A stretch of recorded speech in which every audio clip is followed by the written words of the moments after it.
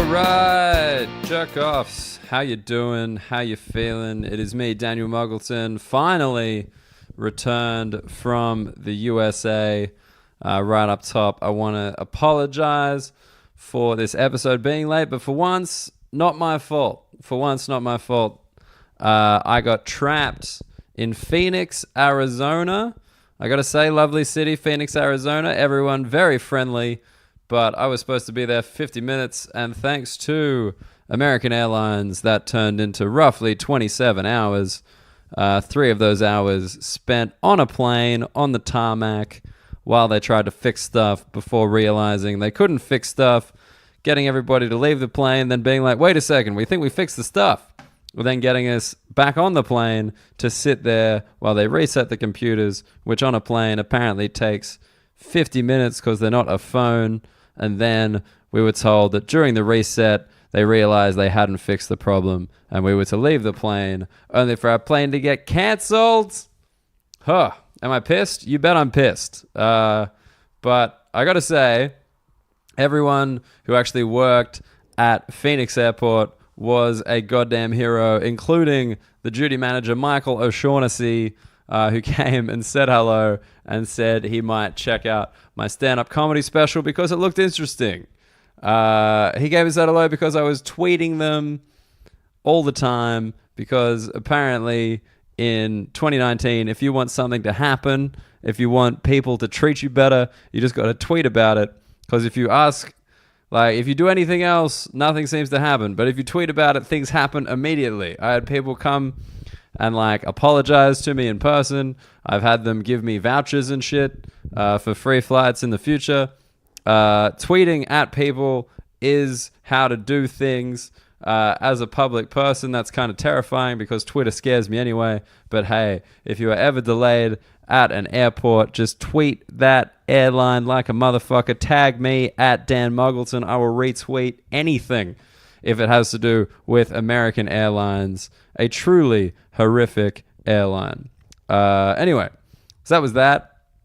I don't know. I'd never been properly delayed before. I've lost like a couple of hours here and there, but I think just because like Australian flights are so long and therefore so expensive, they tend to fuck them up very rarely. Just because, you know, you got to jump across. You got to go like 22 hours. You got a connecting flight. So it's very rare in Australia that a flight gets cancelled, people get sent to the hotel, any of that business. But yeah, this is my first experience with it, and I gotta say I held it together pretty good. I didn't yell at anybody. I wasn't mean to anyone. I don't think. I saw some good sassy moments from this guy who was like yelling at not yelling at the people, but just being very sarcastic to the people working at the desk in Phoenix. And then the guy working the desk kind of jokingly gave him the microphone to be like, well, if you got something to say, why don't you say it so everyone can hear? And he's like, no, that's your job. And I was like, you're my hero. But yeah, the one thing that just like when the flight got cancelled, I needed to get back. And I apologize to anyone who tried to see me in Brighton or came to the Australian Comedians Dope Comedy Show. I missed those shows because of the flight cancellation. Yeah, so when that got cancelled, there was like another flight to London with a different airline, and like just in that dumb, rage-filled moment, I was like, I'm gonna walk across. I'm just gonna go up to the desk and get me and my girlfriend on that flight. And then my girlfriend stayed in the line with the airline we're actually flying on. Remember, American Airlines, that is who is responsible for this delay. American Airlines. Do not confuse them with any other competent airline. American Airlines, they are more like an airport than an airline because they seem to specialize at keeping you on the ground in an expensive place. Am I over it yet? Probably not. But anyway, so I was walking over to another airline that were flying to London, and like just in that kind of rage cloud where you're like, I'm going to get on this plane through pure self-righteousness. And then I was in the line and my girlfriend was messaging me being like, hey, so we got the booking for another flight tomorrow. We got the hotel thing. We got the food thing. And I was just in that line. I was like one person from the front. And then I realized I had no idea what I was going to say to these people. Like, you know that thing where you're like, I haven't rehearsed the speech. Like, I haven't figured out the play here, but I'm just mad enough to walk over anyway and assume what I need to happen will definitely happen. That was that. I was just going to walk up to an airline that I had no booking with, that I had no connection to, and did not, like, in my head, there was no way I was going to pay for a flight because that would be insane. So I was just like going to walk over and be like, excuse me, I need to go to London. You're flying to London and you're going to put me on that plane because that's how this works.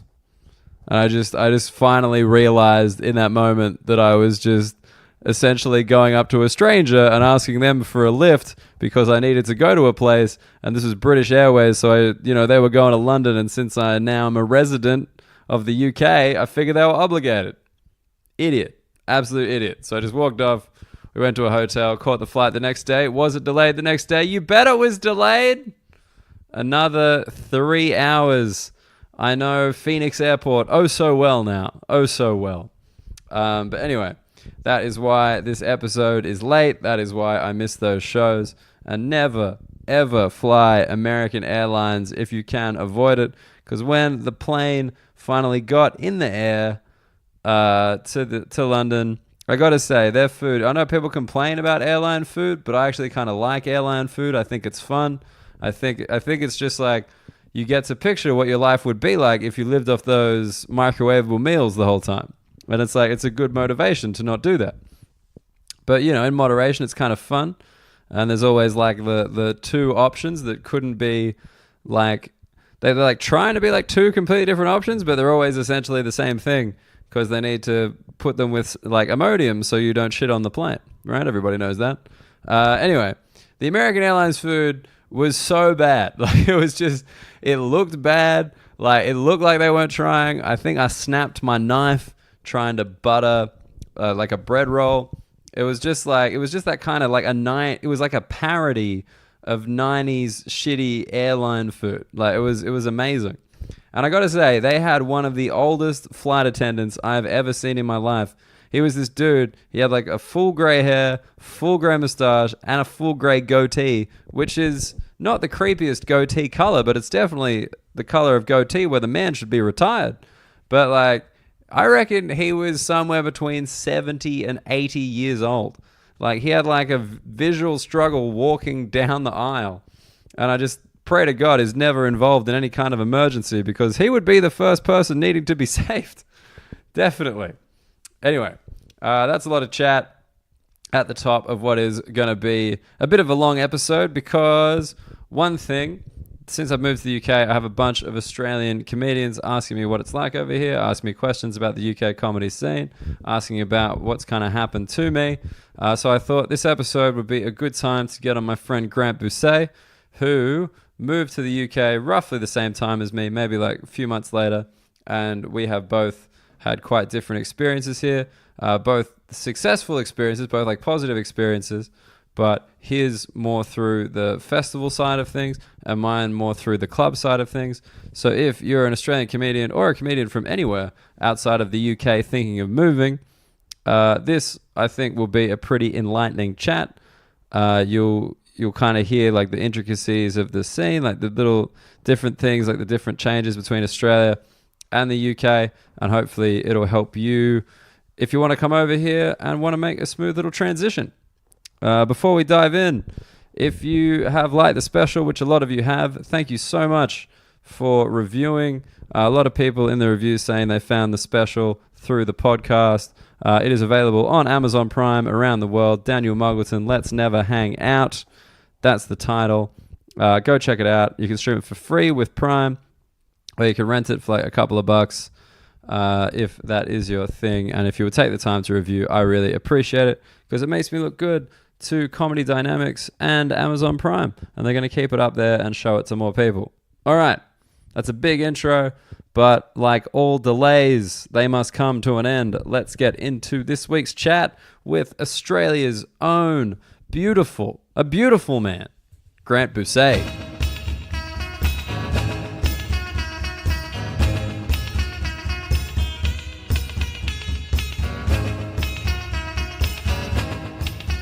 We'll just start here and then like... How's the volume? The volume's good. Vibe's good. You're looking good. Basically, Cool. if you're there, you're perfect. Sweet. I'll Sorry, lean in. I can fix things in post. Oh. Yeah, I call it yeah. post. It's me with Audacity on my laptop. That's it. Great. I'm a the Logic dream. man, personally. Logic. Oh, so this is where, yeah, I would say spent 10 minutes Yeah. learning how to use Audacity, and then I've just released things.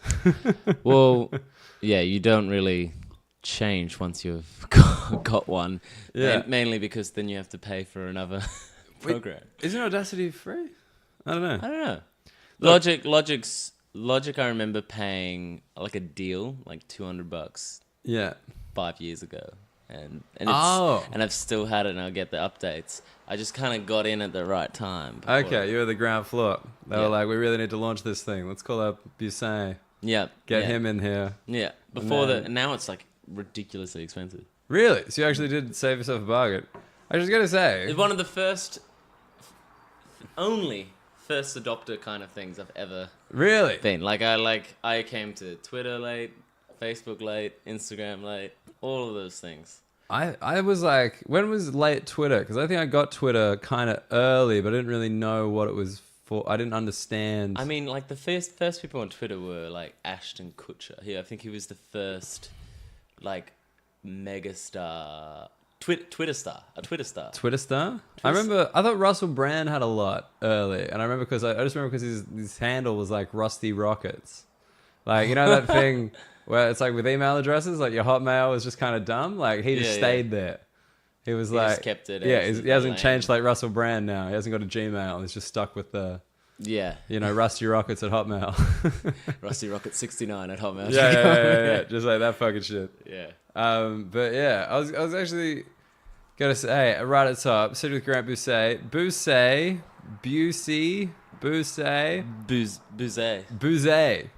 because like every time I say it and introduce you, you've never corrected me, but then you say your name again, and I'm like, oh, it's not exactly how I said it. I really don't care. You don't care? Ah. Because if it's wrong, I can make a joke out of it. If it's right, then it's right. Yeah. What was that gig where you got brought on as like Steve Busé? Yeah. That was the best. I love that so much. Steve Buscemi. Steve Buscemi? Yeah. Oh man, that was great. That was really funny. The MC was so embarrassed. But no, I try to get it right because people fuck my name up and I get shitty. But like Muggleton is not. Is that how? Wait, fuck. No, is that how Muggleton's absolutely fine. Yeah, exactly how you'd say it. But like people, I don't know. Muggleton? No, the main one I get, and it's happened in the UK way more than in Australia, and I don't understand why, because like it's an English name. They speak fucking English. I don't get it. Yeah. Muggington. Heaps of them say Muggington. Like lots. Wow. I would say it's happened 10 plus times. Muggington. Welcome to the stage, Daniel Muggington. And Muggington sounds less like a name. Or maybe I'm just used to my name. Does Muggington sound less? It sounds rougher. It's incapable of more violence. That's Yeah. like, okay, yeah. Muggington. Like, this is a guy who. Oh yeah, okay, mugging. All right, I'm with you now. Yeah, no, but Yeah. like it's. His whole family are muggers. And then Muggleton, has the non-magic folk thing. The Harry Potter thing. That's why I thought that would be the bit that people would most easily retain. Yeah, that's the first thing I thought of when I read your name. Yeah, everyone's like, oh, that's weird as well. People are like, do you have any? Oh, must have a lot of Harry Potter jokes, and I'm like, nope. I don't get it. Not a single one. How? What? I don't know how you do with your glasses and your look. How you don't get this? With my look? You saying I look like a fucking dork? What are you saying? You just look like you're incapable of magic. I'm not. I don't believe in it. I'm the guy standing there being like, it's a trick. It's not real. That's me. That's my entire personality. It's like, no, seriously, how'd you do it? Tell me the truth. What's a spell? Fuck off. Where's the rabbit? That's... Loved the Harry Potter books, though. Loved them. That was like, as a teen, that was like kind of all I read. I just read them over and over. Yeah, that was which is a weird move. It's the only like long form series that I think I've ever read. Yeah. In terms of had the patience to read 7 books. And that was fucking thick, you know? Like, they really started maxing out by the end there. They're like a reverse Game of Thrones. They got fatter as they went on. And now there's all the prequels and sequels. I like that she's just on Twitter, like, taunting people. Yeah. Like, I do enjoy that. She's given up all. It's like, I love your books. He's like, yeah, well, books. Dumbledore's gay. I'm like, that's pretty funny. Did like, you hear the one about the that there were no toilets in Hogwarts? She just like released that there were no toilets in Hogwarts, and people just vanished their poop, and they just went in the halls, and everyone just got like, "How dare you ruin Hogwarts for us?" Yeah. I mean, the name is named after a pig and a skin condition. It was always gross. This is not a nice place. Yeah. No, that's quite funny because, like, yeah, I remember. Have you ever seen the movie Mallrats? It's like a Kevin Smith movie. I don't know why I've seen it, but I've seen it like a few times, and it's like Mallrats. Yeah, it's basically about these dudes like way too into comic books and kind of losers and stuff. Ben Affleck's in it. Anyway. Okay. Yeah, just fun fact, just to save people IMDbing it. Pre-Batman. Way pre-Batman. This is like 90s, or maybe like early 2000s. But anyway, it's just like the guy's too into comic books and he keeps like focusing on like the dicks of superheroes. Just like that's like a constant source of conversation. It's just like, yeah, like what about the Hulk? Does like his penis like get greener and bigger as well? Like that kind of thing. I mean, God, you've opened a can of worms here now. Well, I mean, look. Now I want to know. I was just thinking like, J.K. Rowling is just answering those questions, like just for like the freak who just wants to know too much. She's like, I'm going to tell you. Yeah. Like, I'm not. And the greatest thing is she doesn't even have to really think about it. She just goes, this. Yeah. And everyone has to just believe it. Yeah, she's right by definition. Yeah. It's like, sorry, did you create the Harry Potter universe? Yeah. Then they vanish their shits. All right, just deal with it. But yeah, it's no. So the name thing. No jokes about it though.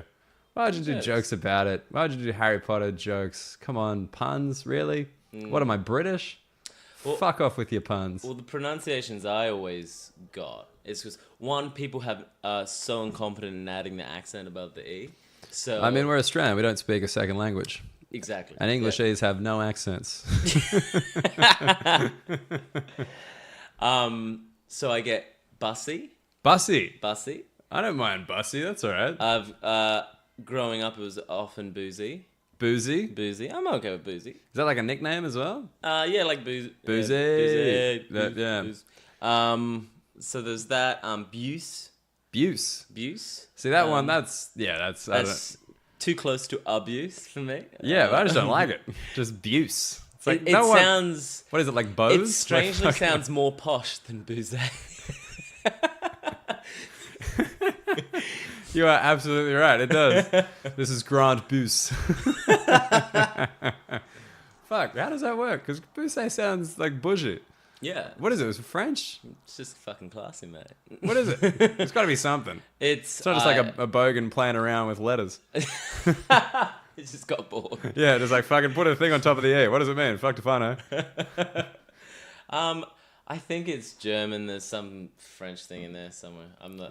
I don't really think about it too much. Really? Yeah. You haven't delved? Haven't looked in? Oh yeah. The past is the past. Grant Busé. Another proverb classic. Yeah. That's interesting. See, yeah, because I didn't look into it either, like my name and stuff. And people here, because like I got like my family like invented a religion. What? Like, yeah. What's the religion? Muggletonianism. This isn't a lie. It sounds like a lie, but it's not a lie. So the Muggles have their own... Correct. Mysticism. We do. But like, and people are like, what about it? And I'm like, I don't know. You must have. There's a Wikipedia page and shit explaining it. But I don't. So my heritage, I think, is German, Danish, Irish, and there's this like weird family thing where we're like, ooh, is it like 1/16 Indian? Like, okay. So like, maybe. I think it's just to give us some flavor, some culture. Yeah. So I was gonna say, you've just got like a palette of paint. Like, what colors are in that palette? That'll be white and a light grey, with a dash of Viking. Because I mean that's one thing over here that I've noticed when I'm like up north, when I get brought on as an Australian and I walk out, people are disappointed. Yeah, because the novelty's completely worn off. No, but like, I don't mean like, they're not like disappointed that there's an Australian on. They're disappointed that that I'm what an Australian looks like.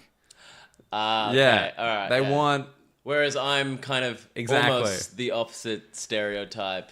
yeah. You're like, oh, that's definitely an Australian.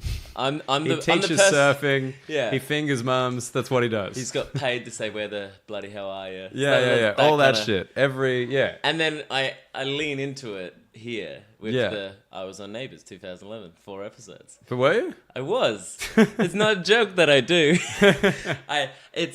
Like my housemate Elf, she said you need to use it. Honestly, you need to use it. And in the new show, it's like an ongoing gag. But the amount of times now after I do a show, people want to get a photo because I was on Neighbours.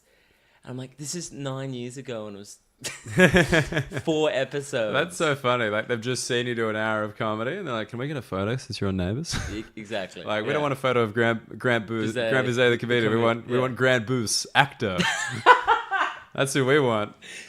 Yeah, it's. But I mean, ever since I've been leaning into it, Yeah. I've had way more traction. What people remember? Press wise and stuff like It gives them something to put in the article. Yeah.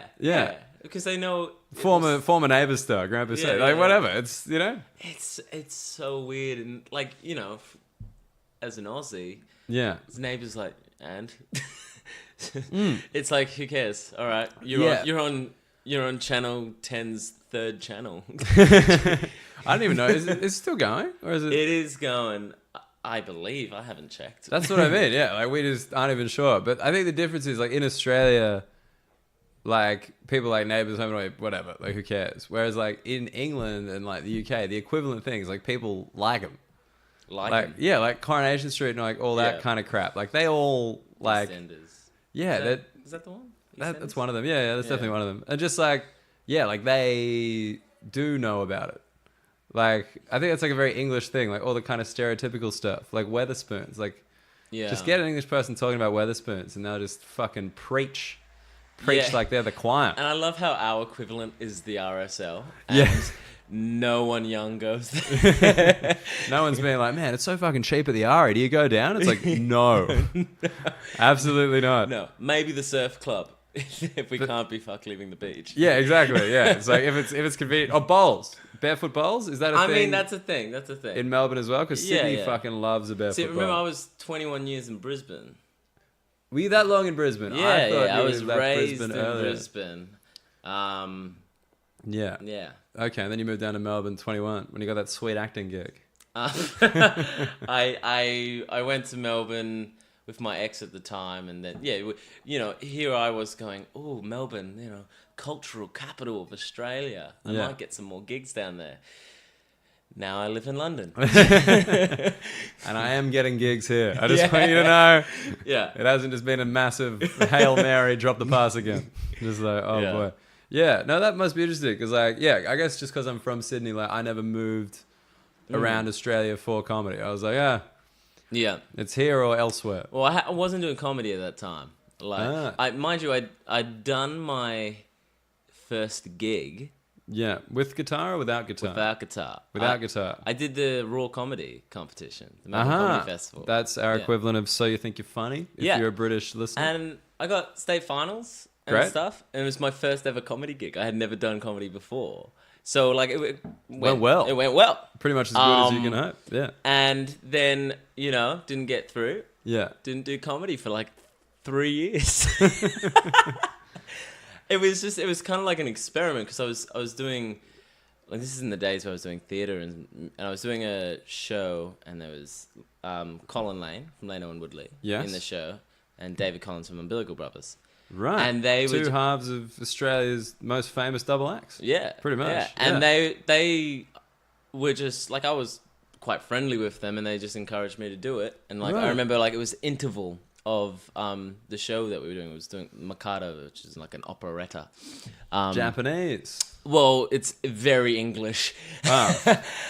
My school put it on when I was in year 8. I just kind of took in some of the It is Japanese, but it's written by Okay. Gilbert and Sullivan. Okay. So it's as Typical Japanese names, Gilbert and Sullivan. Yeah. It's the most British take on Japanese culture you can imagine. Well, that's what British people do. Yeah. Hey, let me tell you what your problem is. Yeah, it was like the Beautiful. interval time, and I did practice my loose five. You lose 5? and they gave me tips and stuff. I did the thing and went, Wait, anyway. to Leon Woodley and the Umbilical Brothers, you're just like, hey, so I was thinking about talking about and this. the rest of the cast. And I just did the 5 minutes, and they're like, okay, yeah, you should tighten that up, do that, the kind of thing. It was like when I look back on it, I'm like, that was my start in comedy. Pretty good start. It's a crazy kind of, incident, and that I never really pursued. And then I was trying to do the TV and the theatre and down in Melbourne and stuff. Like acting? Yeah. Sure. And nothing was really happening. Yeah. And then I did one, strangely for the Neighbours gig. Yeah. I had to learn guitar for the audition. I didn't get that part. I got. Well, you didn't always play guitar. No, man. No. What? I was a singer. I've always been a singer. Right. And then I had to learn guitar for the Neighbours thing. So this is like 9 years ago. Yeah. And then I just kept it up, and I wrote like a dumb kind of song and did it at an open mic night kind of thing. Yeah. At a burlesque bar. It was like a variety thing. Of course, it was a fucking burlesque bar. Of course. Just because everything about Grant kind of implies some kind of tantric thing. You'll realize when you see a photo of him. But just for anyone, you're just like, oh yeah, that makes sense. And then the craziest thing was I hadn't made money out of performing for about 3 years or something down in Melbourne. And then I did this one stupid song, I think about bums. I think. Nice. And they said, "Oh, you want to come back on Saturday? We'll give you $50 just to do that again for the main shows." And I was like, "Yeah, okay." I want $50." And I went, "All right." And then that was literally how I became a musical comic. Because then they kept booking me and they're like, "You need more material." I'm like, "All right, I'll write a new song." Burlesque. Through a burlesque night. So it's like a bunch of girls with the tassels. Yeah. And then you doing a song. Yeah, well, I mean, like, girls with the tassels. I've never been to a burlesque thing. Burlesque acts are like 3 minutes long. And, there's 3 burlesque acts on a night. Yeah.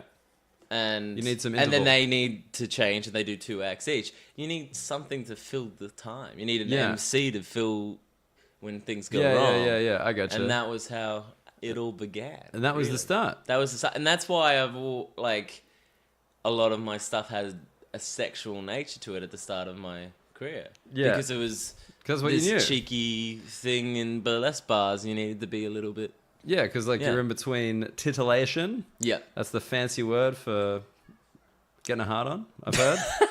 As far as I know. I mean, that's not encouraged in burlesque bars. See, I've never been. This is why it's good to know. It's good for me to learn what's acceptable at burlesque. Sorry, I'm not meaning to demean burlesque.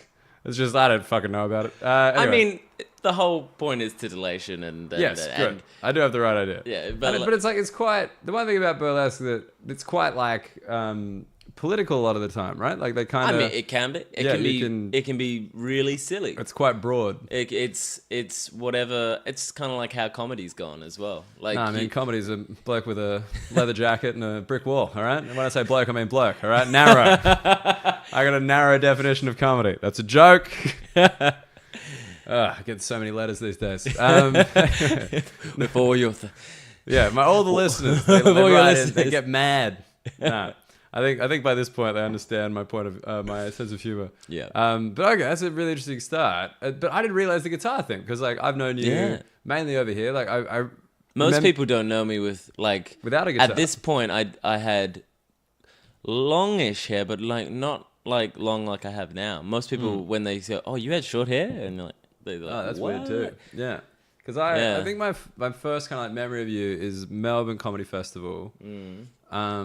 Flyering, because you're everyone's on the Maltesers? steps. Maltesers, absolutely right. Malteser guy. He was the Malteser guy. If you don't know, flying in Melbourne is a shit fight. If you think Edinburgh Fringe or stuff around London can be bad, Melbourne, it's like like a 20... Let's get all the comics, put them in one place. Yeah, and it's like 20 square meters, and there's like a board of shows, but not all the shows. Yeah, and most of the comics flyering don't have their name on the board. Yeah. And so all the audiences would be like, "Oh, are you on the board?" And You're like, no. no. So then they go, "Oh, so you're not like a good It's really comic." like kind of like Times Square, like a really small like Times Square. It's like people kind of accost you if you stand still. Yeah, if you There's gonna stand be still, people coming up to you trying to pitch you on stuff, and that's how I remember. But like, I didn't even know if you were flying your own show or like. Oh, flying it for was other people. my show because I mean I was using Maltesers because I was like, take a fly, get a Malteser, and everyone's just like, oh, Malteser, yeah, I'll have a fucking Malteser. Oh, the Malteser. It's easier than trying to pitch a show.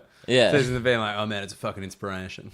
You'll laugh, you'll cry, it'll change your life. So fuck off. Yeah, I mean it was an easy in, and then like once they've taken the flyer, then they're mine. They're yours. Yeah. Was you doing like a solo thing in Melbourne? Yeah. Like just with the guitar? With guitar? With guitar. I mean, my first hour was a duo show. And when was the shuffle this? show? Oh, this 2000. The shuffle show with Elena. Yeah. Yeah, I know Elena. 2015, 14, around that time.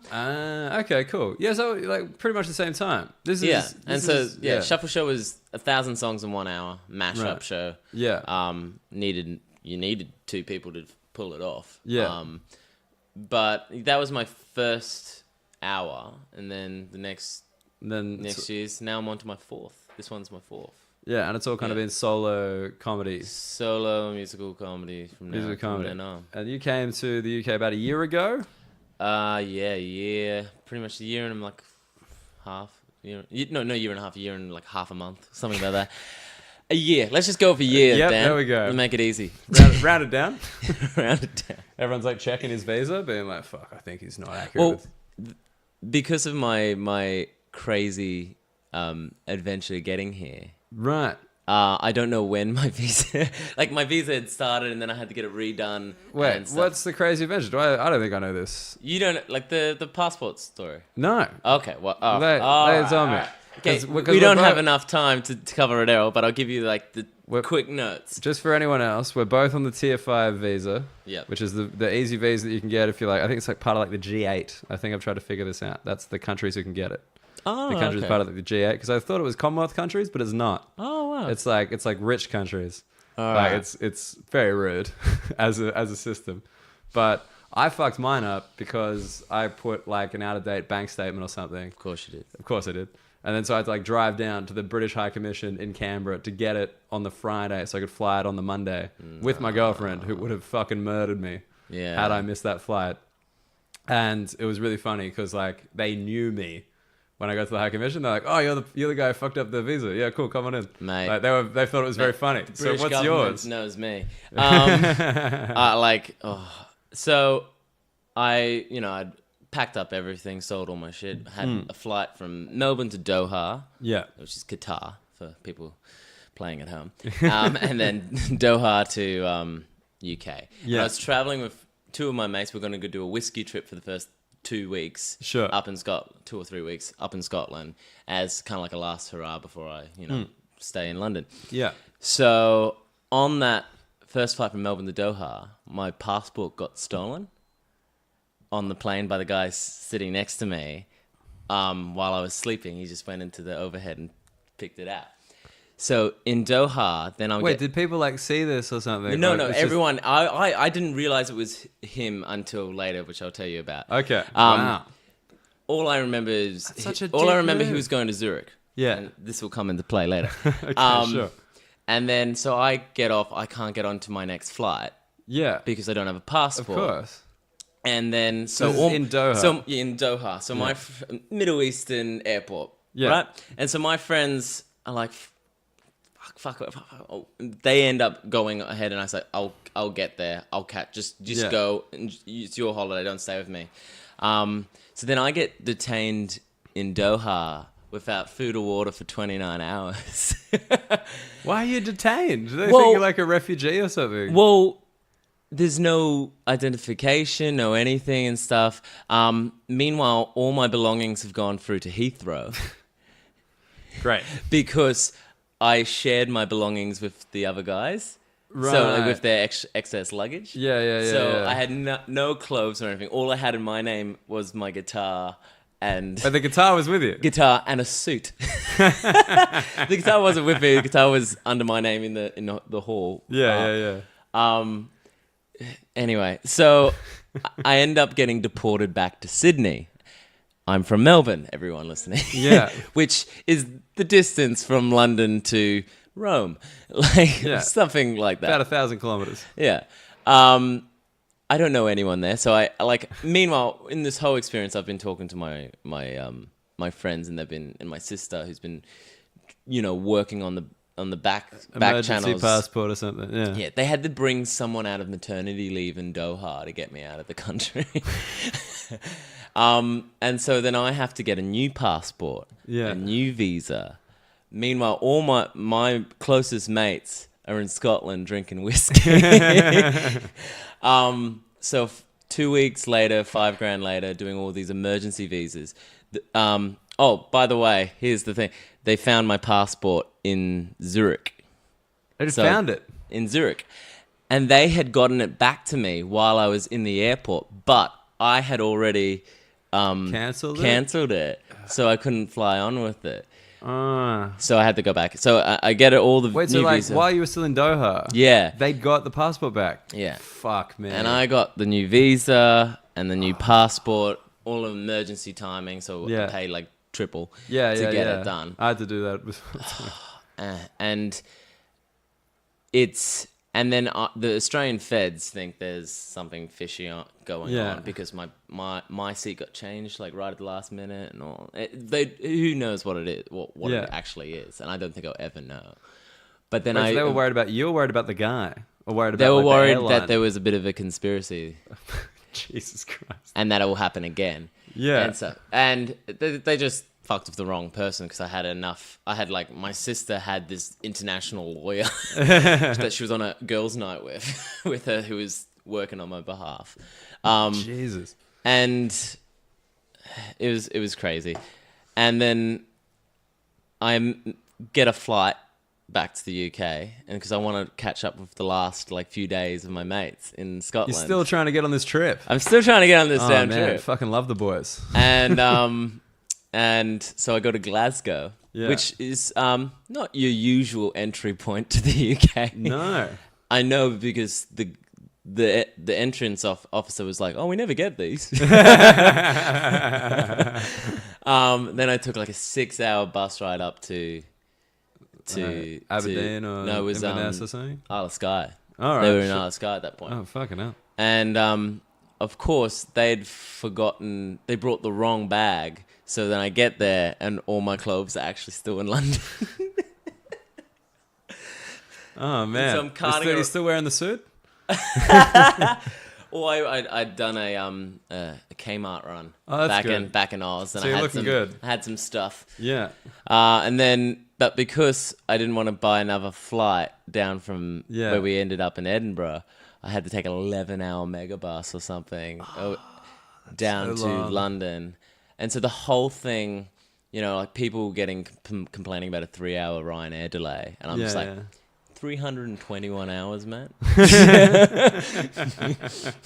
321. Yeah. Fuck me. I think that's what I worked it out to be. That was your introduction to the UK. That was, and there were points where I'm like, I think I've made the wrong mistake. This is a sign. Yeah, I don't think people want me here. Yeah. Had you been before? Just traveling and stuff? Yeah, I mean, I'd done Edinburgh twice before. And I'd travelled on another occasion. I didn't realise you'd done... I thought last year was your first Edinburgh. Everyone says that. Really? Everyone asks me, is this your first Edinburgh? I get that as well, though. Because I just did Free Fringe, and I did it quite, I just did the show. Yeah. And I think that's how Edinburgh works, is, you've got to... Make a little splash. You've got to keep going before, you won't even get on people's radar until the third year. Yeah. And I mean, I had a good Edinburgh last year. Yeah, well, we're gonna get into that. Okay. But we're gonna start with London, because you come across to London. Because that's the thing. I usually talk to people from everywhere else. I learn a lot about their countries and shit. But you're Australian. I know about Australia. Yeah, we're fine. We fucking get it. Yeah, but you've come here through the most trying possible circumstances. Yeah. And you've settled in. And then I moved to London. And then you moved to London, which is a difficult place. A trying place. It is a trying place. That is absolutely right. It's great, but it's hard. It's not set on easy. You know, like the video game. It's not set on easy. Yeah. It's on. Did you have somewhere to live? I did. I'd organised all that. Job. Job. I was doing the teaching kind of thing because I've been a teacher for. Had you had that set up before I had you got it here? all set up, everything. Okay, so you slotted in. I slotted in quite well. Yeah. I mean, this is a long time coming. Always wanted to kind of live in a different country. So I knew. I always had one of my best mates that I did a radio show with back in Oz. He lives here now, and he was helping me out with setup and just and stuff like that. So you had a crew, because I think that's it's so important to have a crew here. Yeah, and like the general Australian experience, I think, is like none of us are like the first to land. Yeah, it's like there's the initial party, and then you kind of replace, like you kind of come in, they help you in, and then they go back to Australia. It's a and revolving then you help door of visas. Yeah, exactly. Of tier 5s, and then you help like the next generation in, and then like you take their house and they take your house, and then you go back to Australia and have children, because that's what you do there. Yeah, that's what it's for. Yeah. Australia is for child rearing, and that's about it. Can you procreate while getting a tan? Fuck yeah, you can. Get out there, Australia. So you kind of had like the comfortable end, but you came here mainly for comedy, specifically comedy. Specifically, yeah. Not acting. Done with acting. Well, I mean, if it pops up, yeah, go nuts. But first entry point, comedy. Yeah, it was really a career move. Like, I was 28 at the time. It was the visa. I think you can only get to your 30, and I thought, if I'm gonna try and do this, then this is the time. May as well have a crack. Have a crack. All right, and then how was like the comedy initially? How was settling into the scene? Well, I remember having a really rough first gig. Okay. And stuff. I had a rough gig last night, so these things happen. But I mean, I've never had it's one. It's just getting accustomed to references and the different kind of crowds you can get, I find. Yes. I think there's because I don't really gig in London. I gig out of London most of my gigs. Yes. London's got its own very unique kind of crowd that Well, London, just like, it's a big city. Yeah. It's very international. Yeah. It may as well. It could be anywhere. It could be anywhere. Yeah. Like, it doesn't. I don't think London gigs feel English. Yeah, like, I agree with that. If you make fun of Hull or some shit, they're still going to be like, yeah, get them. But, and it's always, I mean, in a London gig, I find, unless you're in one of those big places like the Comedy Store or Top Secret or something like that, all the gigs are like 10 people or something. I felt like it's either a massive, great comedy room or just like a pub with a few people that went, oh, comedy's on. Yeah, there is, like, in London, because they're so spoiled for choice. Yeah, and like compared to Australia, like, just for people who kind of don't know Australian comedy, like, we have kind of talked about it a bit on this thing. Melbourne, I know, is quite infamous for open mics where the crowd are just comedians. Like, it's so infamous. 7 people. And they're all comedians, and like the show will go on anyway. And that's to be honest, I ended up just stopped doing those gigs. Yeah, and that's why I became a festival comic and doing hours, because that's the only way in Australia I feel like you can make a bit of money. Yeah, because you'd be able to sell yourself as well. And the rooms don't really pay anything. There is something to be said about other comics knowing who you are, because that's how you can get other gigs down the track. Yeah. But I mean, there was a part of me that was just like, I'm putting a lot of work in. I need to get paid, kind of thing. And the only way I could do that in Australia was doing the festivals. Right. So that was like the festival circuit was just the way that you could see to make money. Yeah. Whereas here, it's almost the flip side. No one makes money out of Edinburgh. Yeah, exactly. No one makes money out of Brighton. That's such a fucking good point. Yeah. Like, and that's it's the investment. all gigs. It's all gigs. And so now I've had to go from doing hours to a tight 15, 20. Yeah. And that's where your money is. And that's where all my money is. That's your rent. That's my rent. Yeah. Yeah. And if I make money on festivals, It's a bonus. Yeah. But you're mainly doing festivals in order to get industry attention. I mean, I did Edinburgh. If I hadn't done Edinburgh last year, I would not be in the position I am as to be a full-time comic in the UK. We're going to get to that. Yeah. We're going to get to that. All right. Because I want this, because just to, if you listen to this regularly and I talk about, the country more, this is going to be a bit comedy heavy. Yeah. If you're interested, great. If you're not, hey, look, this is just that episode, because I'm sure you get it as well. So many Australian comedians being like, man, I'm thinking of moving to London. What do you have to say? And I'm sick of repeating myself. So here it all is. All right? Here it is. This is the fucking definitive guide for coming over here. All right. So how many English comedians did you know before you came here? I knew a lot through the Fringe circuit and doing Edinburgh. But they're mainly festival. They're festival comics kind of thing. So my main friend coming over here was Elf Lyons. Yep. And I mean, she's, Edinburgh Comedy Award nominee. Yeah. And she's doing awesome shit. Yeah. And like, I met her in Adelaide Fringe just before I came over. And we just hit it off. We became really good mates. And she's been really great. Now I live with her and stuff. So when I'd organised the place, and then I was only for like a 3-month lease just to get myself set up. Then I moved in with Elf. Yeah. And then I knew a few people from like the Masioki boys. I don't know if you know Masioki. I don't know Masioki. Oh wait, I think I've been to Masioki. Yeah. They're not a comedy thing. Is it a band? It's a band that does mass karaoke and the whole audience, and there's a projection of all the lyrics. I remember. It's a load of fun. I remember I hated it. Yeah. It's like, the opposite of a silent disco. Still go fuck yourself. Anyway, those boys have been really helpful. Yeah. I'm just teasing, obviously. I know. But yeah, so okay, so like that was kind of getting into club, like, because I remember I still haven't really done the club circuit here because I've been busy with stuff out of town. Yeah, because your agents send you away a lot abroad. Yeah, and you do far more festivals than me. Yeah, like So and I do longer runs because I just like bread and butter. That's what you know. Yeah.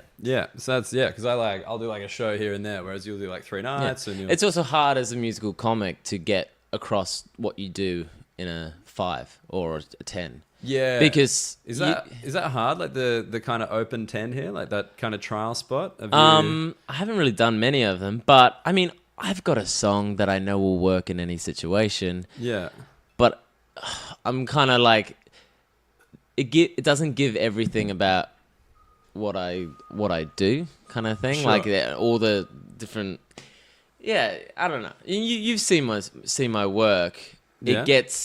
It escalates over a 20, and it escalates even more over an hour, because it's not like that punchy get in. Here's punchlines. Yeah, it's not your standard club stuff. Yeah. There's like participation, there's music, there's like a lot of different stuff. But I would say like that, at least to me, seems to be much more well received here. Like, there's a culture of it. Yeah, because you got your Bill Bailey. Tim Minchin? Tim Minchin. Billy Connolly, apparently. He did guitar stuff. I get that reference a bit. You like Billy? Well, he started off in a band. I don't know if you know that. Yeah, I don't know. Like, that's how he started doing comedy. He was in a band, like I think it was like a folk band. Yeah. And he'd talk between the songs, and then he just kept talking for longer and longer. Yeah. And then he started doing comedy. I never realized I'd get referenced as him until I came here, and I get it every now and then. That's interesting. Because I have, long curly hair. Yeah. Kind of improvisational chaos in some parts of my shows, and I was like, cool. There's a cool reference. Yeah. So so I'm just trying to figure out your like first kind of few months, like you pre-Edinburgh. How many months were here before Edinburgh? Came in end of April, so about 3. Yeah, mainly just the summer. Yeah, and it was to be honest, it was just getting myself set up. Those 3 months. Yeah, okay. It takes 3 months to get your bank account, your jobs, your money. My insurance claim from the fucking hell that I. Oh yeah, I call it the catastrophe. The catastrophe, a pun. You have been fucking living here. Yeah, I love it. you were like the least punny comedian, and your show is called the Union Jack Off. Look, misdirection, classic misdirection. That's not a pun. That's a wank joke. I want to make that very clear. But what was I? Yeah. Okay. So you only had the 3 months. Sorry. Yep. I was because this like a lot of people are kind of like, how does it start? And the short answer is like there's open mics in the UK, which are like I think completely disconnected from the professional gigs. Yeah. And then so you can do those just to get up on stage, but there's no point if you're looking to progress. Yeah. And then so I kind of came into the open spot thing. That was my start. Just like I remember my first open spot at Backyard Comedy Club. And that was on the Thursday. Shows, That's my home here. Yeah. It's near where I live. They've been very good to me. But the first one was there, and I remember I was just doing 10, and they're like, "Oh, it's a new material night." And I'm like, "Oh, you want me to do new?" And they're like, "No, you have to kill. Like, that's what you have to do. This is your trial." Wow. And I'm like, "Okay." And then so that was like a Thursday, so I did a good that went really well. Like that first gig. Yeah. Because I was like, I wasn't sure how things would go. Because like the first gig I did here was opening for Alice Fraser doing like a work in progress on New Year's Day at like 6 p.m. And I'm like, well, this is the complete opposite of my crowd. This is the complete opposite. But that was fine. But then doing this thing, it was like really good show at Backyard. Adam Hess was on. Bobby Mayer was on. Like it was strong lineup. And it went well. And then I got brought back on the weekend randomly for a 10 because someone dropped out. And the bar staff were like, hey, that Australian guy, you got to get him back. I mean, People that's loved him. For any new comic listening to this, make friends with venue staff. Be good to the venue staff. Oh my God. Remember it their has names? helped so much. I mean, Edinburgh last year, I was just friendly to all the box office staff. Yeah. Not in a like bribey way. Just say hi every day and chat to them. Treat them like human beings. Treat them like a human being. Don't take your day out on them. Yeah. And the amount of times they would like recommend on and stuff. And that's all word of mouth is everything in our industry. in Edinburgh, especially, like the bar staff, like they're, people are constantly coming up to them like, oh, is there anything good on? Yeah. Like that was like in my venue this year at the Counting House, the staff all saw my show. Yeah. So when people are like, what should we see? It's like, well, I've only seen one show.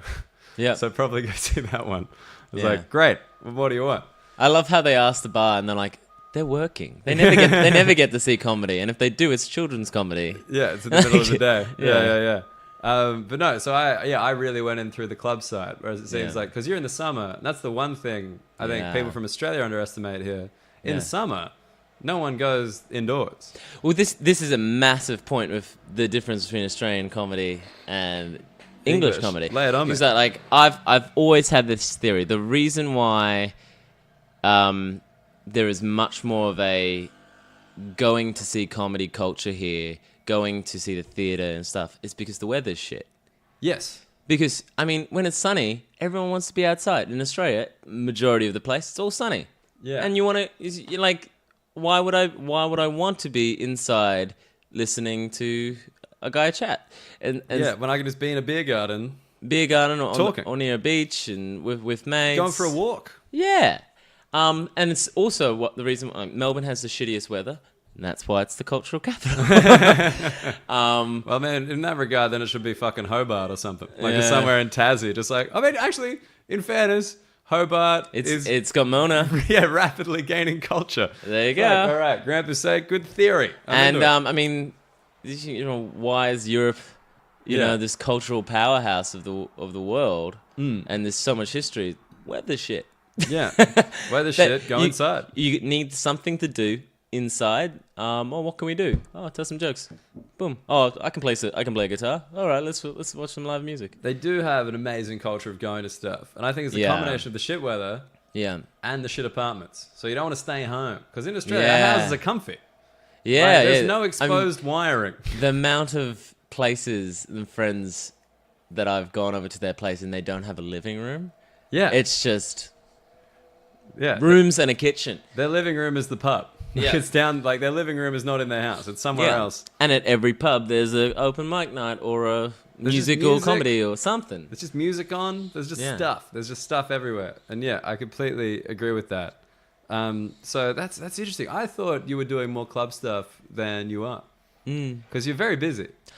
Yeah, I don't have a free night until June, I think. Yeah. And like it's crazy, and I'm really thankful though I'm like that. But I would love to do a few more clubs as well, and just get in there. It's funny. It's just like, I think that's why I really wanted to get you on, because we've had very different kind of entry points. Yeah, Like we're both very happy with how it's going. But Yeah. yours has been through Edinburgh, mine's been through the clubs. Just like exactly. in a very similar period of time. Yeah, And it's just like, oh, there's actually space for two ways. There's two ways you can do it. There's thousands of ways. Because in Australia, there's pretty much one way, and that's Raw, Comedy Zone, and then just like festival thing, and then hopefully get on the project. There's one option. The footy show's gone. Some Since random ABC sketch show. Yeah. So I'll add that to it. Since they got rid of the footy show, it's like, where do you even put comedy on TV anymore? I don't fucking know. Yeah, Like- it's usually those filmed events at Melbourne Comedy Festival and stuff, or like the gala, and like or the that's gala. it. And Can you imagine England, like the fucking like match of the day or something like that? Yeah. It's just like, and now here's a comedian for 5 minutes, and then back to football. It's like, what? yeah, and then I mean, this is the other thing with Australia, is because the distances between gigs are so enormous Yeah. and not profitable. You would spend your whole fee on just travel Absolutely. and accommodation, and you'd probably be paying money to do good gigs. Whereas here, like let's say from Melbourne to Sydney, Yeah. That's Okay. 10 hours. in that's a a car. 10-hour drive. Similar kind of drive is from London to Edinburgh, maybe even like Inverness. I don't know. Yeah, London, Edinburgh, I think is a fair. Let's equivalent. say, how many gigs do you reckon are on that trip? Oh. That paid gigs? There'd be thousands. Yeah. In the space of a month, I would say like there's probably 1,000 You gigs could gig in between every London. night Yeah. and get some pay, probably. Yeah, like enough to cover. Enough to cover your expenses, at least. And there's like a bus that you can catch that distance for like £2. like if you book it late, 15, 25 quid. Yeah. Whereas like in Australia, like the cheapest you can get Yeah. that would be like way more than Yeah. that. Like there's no cheap bus. Like there's no like, oh, if you're willing to cop the transport thing, it's like, no, even the bus is expensive. Yeah. Just because of the fuel cost alone, Yeah. And they got to refuel in the middle of nowhere, and the fuel is triple the price. Yeah, and the number of gigs between Melbourne and Sydney, 8, I reckon. Probably 8. Wagga Wagga. One in the Wollongong. There's Wollongong, Wagga Wagga. These are all Australian place names, by the way. Don't be a cunt. Wollongong, Wagga Wagga, Bendigo. I think there's one there. Canberra. Yeah, man. I think that's it. I think 4. There's got to be more than 4. It's Goulburn. I think there's one in Goulburn occasionally. It's crazy though. Like that. I mean, that's the definite upside to being in the UK. It's just there's tons of gigs, and I mean, there's also Europe. Like I've done gigs in Romania and Spain and stuff. Oh, don't worry. We're gonna get onto that. Like, But so sorry, just the one last thing in the clubs before I want to get to your Edinburgh, because it was an explosive Edinburgh. it was quite good. Just the one thing with the clubs here is like they've got like a system that you just kind of have to participate in. So you do like the open 10, Yeah, and then if you do well at that, then you get booked for a trial 20, usually in the middle. yeah. Or sometimes they just put you straight to 4 weekends or whatever. But the thing is, there's a gap. Have you had to? Because that was the thing that fucked me the first time. Like, I got very lucky. Opening for Alex Williamson, that just kind of sorted my rent out. Yeah, For like those summer months where I was just in the hole. Because Yeah. like my trial 10s had gone really well, and I had all the bookings, but they were all after Edinburgh. this is the hardest thing about our industry is the gap. The gap. The There's gap just this between you get paid, and like the amount of gigs you do, and then you just got to wait until someone pays you. Yeah, And, it's like, and it's like waiting for the invoice to come through, but then also waiting for the next booking where you get paid. no, but and on top of that, as a festival comic, Yeah. paying all the registration and accommodation and fees for the next festival coming up. Yeah. And like, I still haven't gotten paid for that festival that I did 2 months ago. Absolutely. So it's just this, Yeah. you run out of capital and you just you're in a hole. You're in a hole. And You're in a just hole. like, And then but money's coming. I have money. Yeah, Like, it's this thing is it's in my name. It's on the way. it's in the cloud. It's just it's in the cloud, but you've forgotten your iCloud password. Yeah. And you won't get it for like Yeah, you won't get a new one issued for 20 months. Yeah, but there's rent in between them. And you're like, Yeah. yeah. Oh man, that's like, I've had to be better because like I had like another job in Australia as Yeah. well. I was doing like the trivia stuff, which kind of meant just money in the bank account every 2 weeks. Yep. They're just like, that was my rent sorted. Yeah. Like, and then some. Yeah. Whereas, I like- mean, I do every now and then if money hasn't come in, I'll do like 2 days of teaching or something like Oh, because that's cool. because I'm on like a casual kind of contract kind of thing. Yeah. It's You can just be like, I I've can got be 2 like, days. I'm available these days. Is there anything available? And then I also do like kids parties and stuff like that. Yeah, that's good. It's really easy. You just kind of like 2 hours pop in, make Yeah. the kids happy, play some games, and then go away. Yeah, I've been real dogged over here, being like, I'm not doing anything but kind of comedy / live performance work. I've been like that. Really, I've been trying to be like full-time comedy. Yeah. And there's always something to do. There's some video to upload, some Yeah. audio to transcribe. There's fill the book. Some, You just, know, like, put some stuff in. all of that kind of stuff. But gotta pay rent, Got to pay rent. and rent is double here. It is expensive. Even as a Sydney person, where like it is the most expensive in Australia. Oh, it's astonishing. The rent here still fucking. Like ugh. I'm on a good deal here. Yeah. It's a small room, but I'm hardly there, so it's fine. it works. But it's still more expensive than my most expensive rent in Australia. Yeah. By a margin. And most people, when they hear what I pay rent, are like, "Wow, that's so low. that's so low. You zone too far out, Yeah. man." You lucked out. It's like, nah, it's fucking heaps. All right. So let's get to Edinburgh, because really the English comedy year revolves around Edinburgh. Yep. I would say. It's the pinnacle. You do your show, and then Yeah. as soon as it's over, you start writing your new show. Well, the interesting thing is, I think when Australians do Edinburgh, we bring a finished show. We've done the circuit, it's polished, it's ready to go, and boom. Yeah. And from what my understanding is, and chatting to people at like the big four, because Yeah. I've done the big four each year. Yeah, the big four, that's Assembly, Gilder Balloon, Pleasance, and Underbelly. bang. Big four venues in Edinburgh. Yeah. And they said the tendency for comics in the UK is they'll bring their new show and they'll do previews, but the first kind of iteration of the show is their Edinburgh season. Whereas comics from Australia will bring a finished, polished show. Yeah. And I think that's why we do so well over there. Well, it's like, because it's at the end of our festival season. Yeah, like it's like I always kind of treat Edinburgh as, or I have as this is the last time I do this show. And Right. I've done it at 6 other festivals before. Yeah. Before I just put it aside.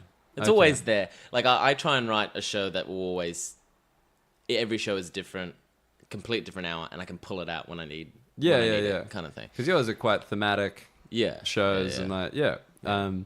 But You need to put it aside after a while. yeah, and like, and the other thing is the English comedians have the option to tour after, like at a certain Yeah. level, Yep. like they can tour. I mean, you're kind of doing that. Like you're probably doing like the festival circuit here, which is almost like touring. Yeah, Like, it's yeah. like- It's a weird. Like I'm really independent on that kind of thing. Yeah. Like, I have a mate that helps me out with kind of like fees and stuff like that. But Oh, great. So yeah, I mean, like he kind of bankrolls me the money. Yeah. But I owe him money, and I always pay him back. Yeah. But there's no like active kind of on ground support, and it's always just kind of ends up with me flying for 4 hours a day. But like that's pretty cool though. Like It is because- cool. It's. I mean, it's because you had that good Edinburgh. You got Yeah. these reviews, yeah, and you've taken that like much more than I have. Like I basically use festivals to do a couple of previews. yeah. Whereas you're like, how many have you done? How many festivals would you do between these two Edinburghs? Like, it must be like 10. Like, all up. So Vault, Leicester, Brighton, Wandsworth, far out, Manchester, Yeah. And there's and then King's Head run. Yeah. yeah. Yeah. That's pretty wild. Yeah. As yeah. an Australian person, I'm like, that's not an opportunity. Yeah, I mean, like, I mean, a lot of it's all at my own expense and stuff. And you're chasing to get the money back, but also I'm chasing. It's how I work. It's how I write an hour and then I just do it, and everything becomes clear within pretty much 2 or 3 shows. What I need to do, the changes I need to make for the show, and then. You have that little break, don't really think about it at all, and then you come back into it and you go, I'll change this bit, I'll move that around here. And you can keep doing that while writing the next thing. Yeah, and that's my kind of process. Yeah. And it's how I always started.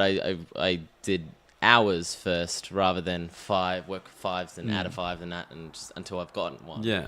Like again, like you're using the festival circuit to come into the clubs, whereas I'm using the club circuit to go into the festival stuff. Yeah.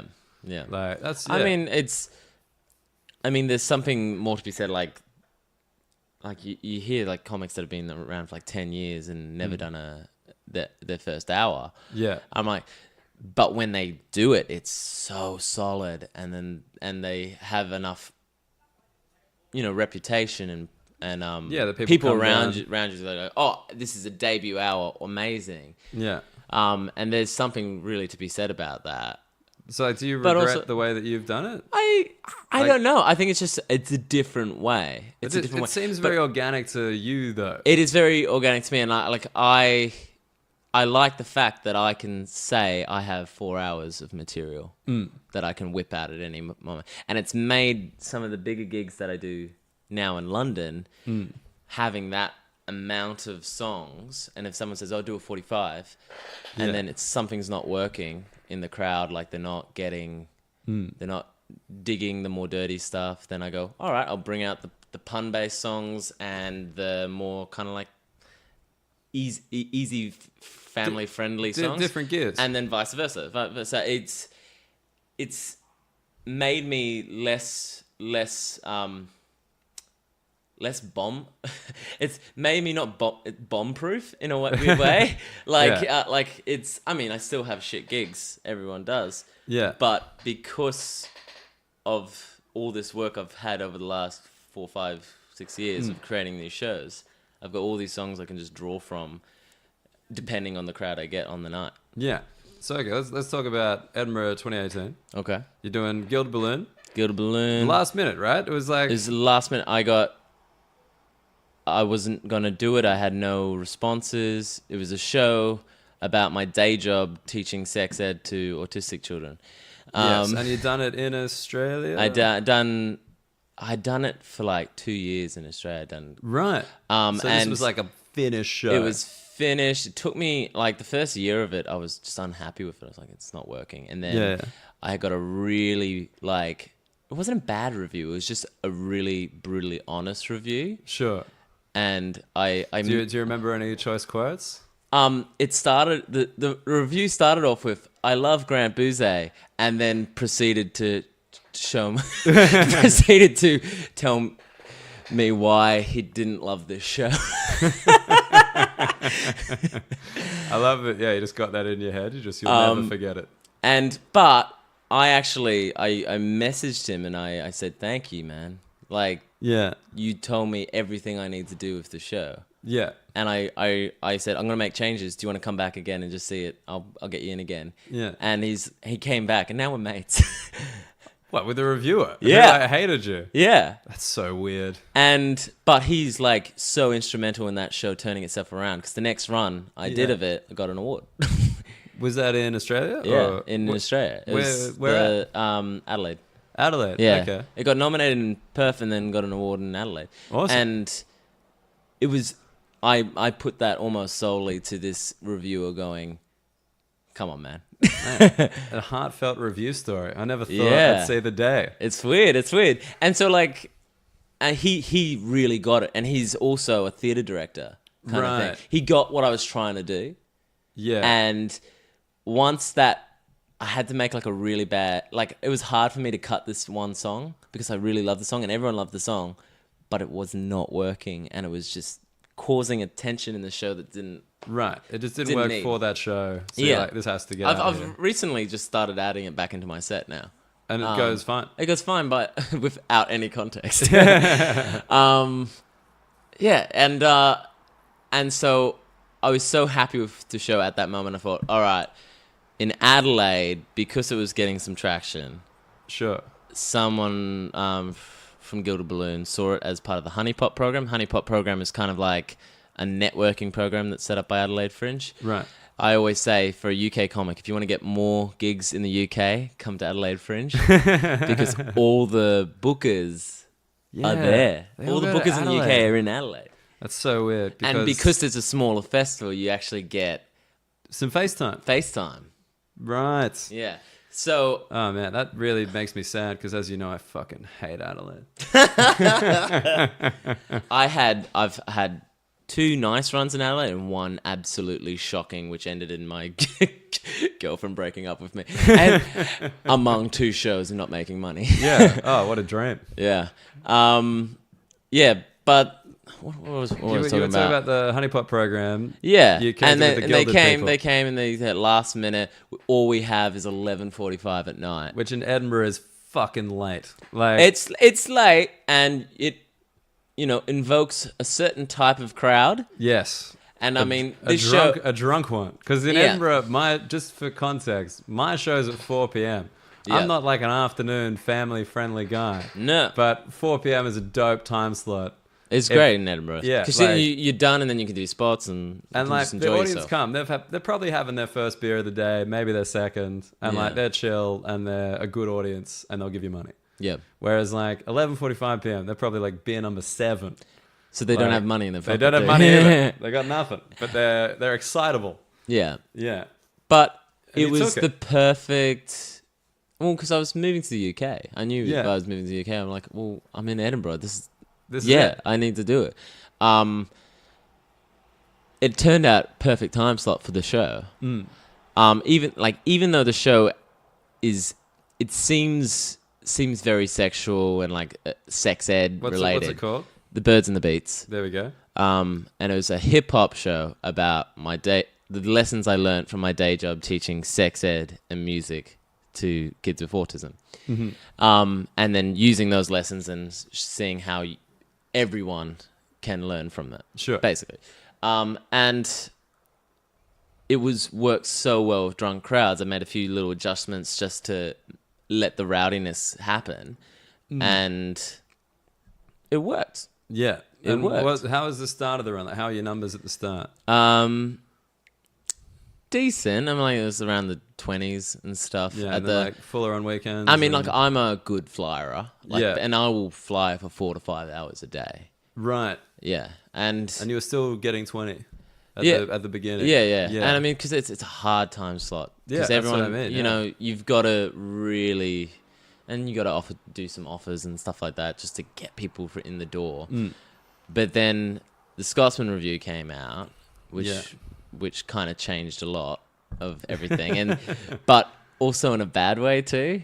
Like Right. I'd have much bigger numbers, but there would be a lot of people in the crowd that were like, "All right, well, this is This is a 5-star show. yeah, like Let's go, 5-star boy. yeah, basically, and you hear that from people that have been nominated in the past. Like they're like, that last week is the hardest week of their whole runs. Was it older as well? It was an older crowd Yeah. who shouldn't be there at 11:45. Yeah, like they're it's not the sleepy. crowd. I remember the Friday night after that review had come out. Well, give me some choices. It was 5 stars from the Scotsman. I saw this. Yeah. I was very excited for you. And it was good, and they did a big. I had my photo in the Scotsman, and they did another thing, which is like 10 shows you must see, and there was my photo again. Yeah, and And the it was- Scotsman like isn't some shitty paper. Like it sounds like it'd be like the shit paper. Like the Scotsman is just like some Scottish Yeah, rag. it's- No. It's the top Yeah. broadsheet I mean, in Scotland. to give you an idea, this review literally opened doors, and it continues to open doors. Yeah, So it was very fortunate to get Your get biggest it. break and I had in comedy so far. literally Yeah. yeah. It's yeah, I don't know what I would have done in the UK without it. Nice use of literally. You've been spending some time here. Literally, my biggest break. Yeah. And yeah, so the shows got a bit weird for a while. Okay. And that first Friday, I had families in the crowd. Oh. And like older families, and I was just like, what are you... I mean, it works for the show, but it just didn't feel right. And people that, like, they wouldn't have come otherwise, and they just seemed like they lacked the energy, or they hadn't been drinking all the time. It was a weird vibe. Yeah. And I actually was one of the worst nights where, like, no one was laughing. That's the night I got filmed. Filmed? Yeah. I got the whole thing filmed properly. Right. And it was the night where I was bombing. Like, great. That's just one other expense of Edinburgh down the drain. Lovely. But the good thing about that was I just focused on the music. So that's a lot of the stuff that's online. Because it's good, quite good music takes. Yeah. That's got to be helpful when you're bombing music. Yeah, yeah. It's gotta be nice. Yeah, Like, it's not proper silence. Like you're just making some sounds. Yeah. You're like, yeah. Yeah. They're just respecting my art. But then it evened out a bit, and it was, and like the last 2 weeks of the run were really good. Okay. Because you got it kind of in the middle, right? I got it, yeah, middle second week kind of thing. Yeah, great. But it was the show kind of really felt right, and I understood the audience, and I understand how to work with that kind of crowd as well. Yeah. And by the end of the run, I was really happy with the show. Great. Yeah. And then that's kind of led to... Well, yeah. So, like, networking in the Loft Bar, met bookers, promoters, agents, like, you're the and 5-star stuff. boy, you're the king.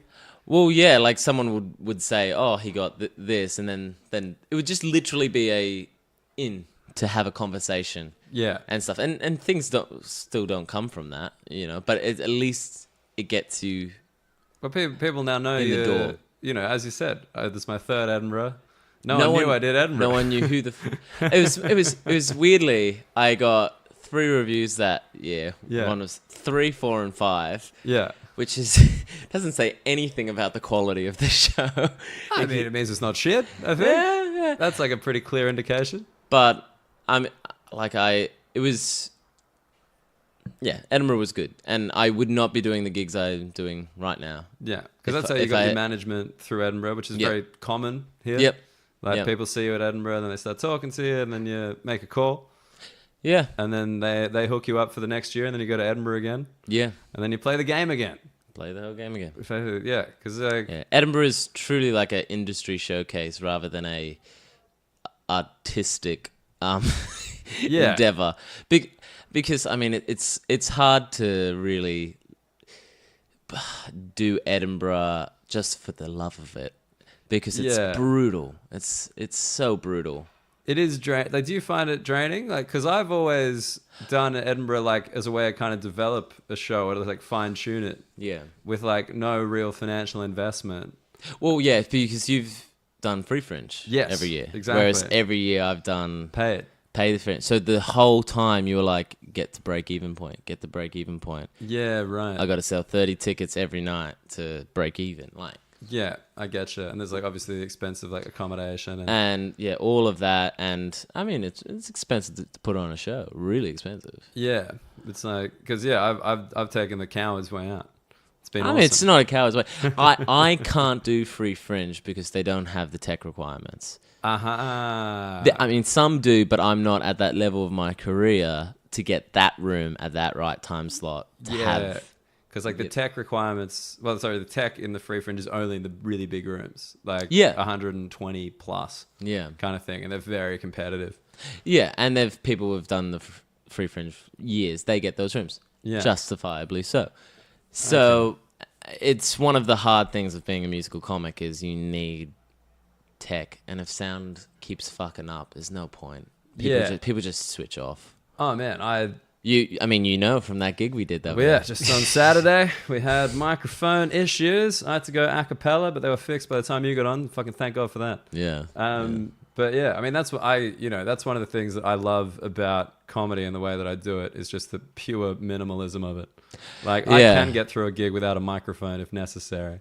Yeah. Like, yeah. Whereas, I mean, it's that thing of like straight stand-ups will go, oh, I wish I just had a guitar so I can, if when I'm bombing, there's some music or something, or like, oh, of course they're gonna applaud at the end of a song, kind of thing. And whereas I'm like, God, I wish I didn't have to carry this amp and guitar around everywhere.